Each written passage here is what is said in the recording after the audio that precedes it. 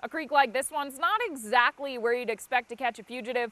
I'm Brittany Dixon. Coming up, Choctaw County Sheriff Terry Park shares the story of this months-long chase. We don't have a ton of information just now. We are hearing reports that one car rolled over. So take a look at this. This water purifier back here just showed up at Clarita's Volunteer Fire Department this morning. Voting by mail seemed like the simpler option this year, but where it goes once it's in the mailbox, we'll tell you how to track it coming up. The most important thing is finding a way for families to still be able to grieve.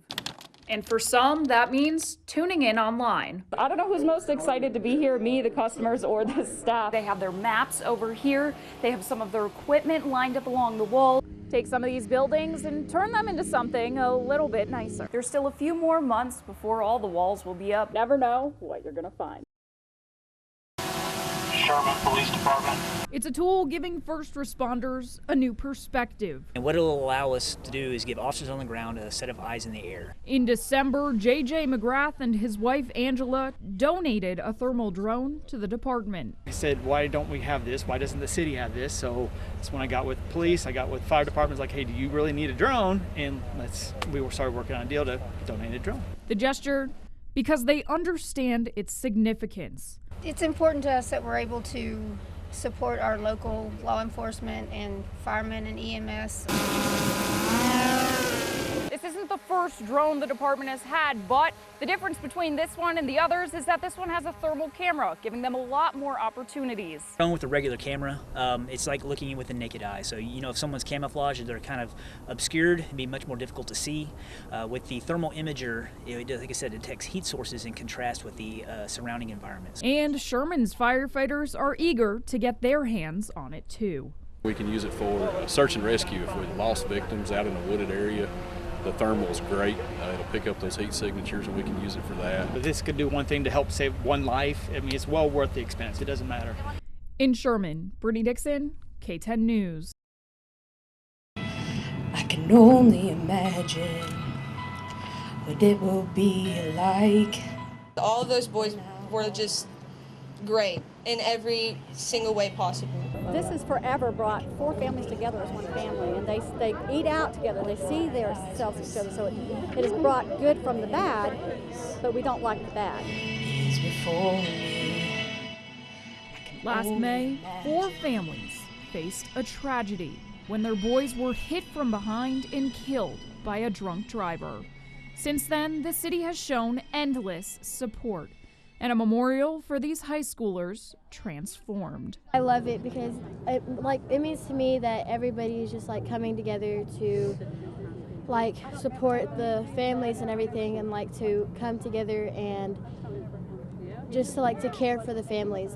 Teaching these loved ones to search for the positives and take the good from the bad. I've learned a lot about forgiveness, believe it or not, friendship, family. I think it's brought us all closer together. School staff even using this hardship as a lesson for other students. Don't get behind the wheel if you've had anything. If you think, oh, I'm good, you're not.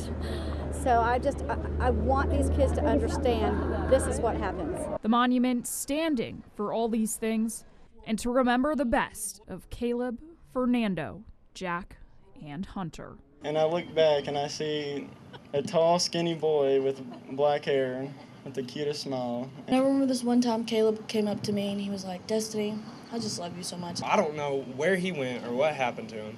And then he finally came out the other side and he was like, dude, that was so much fun. All 4 of the boys, they never failed to make anyone laugh or smile or anything. In Durant, Brittany Dixon, KTEN News. Lock the door. Now! When I came out of the bedroom was right when he walked in and heard my footsteps and ran out.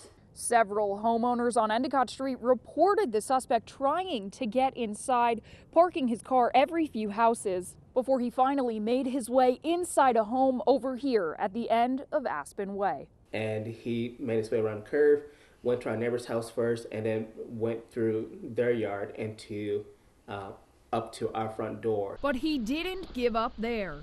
He realizes the door is locked, so he tries another entry with success. Went around in our car, hit the garage button inside of our car, went through our garage and into our garage door home. Watch as the teen pokes around in the garage, not taking anything.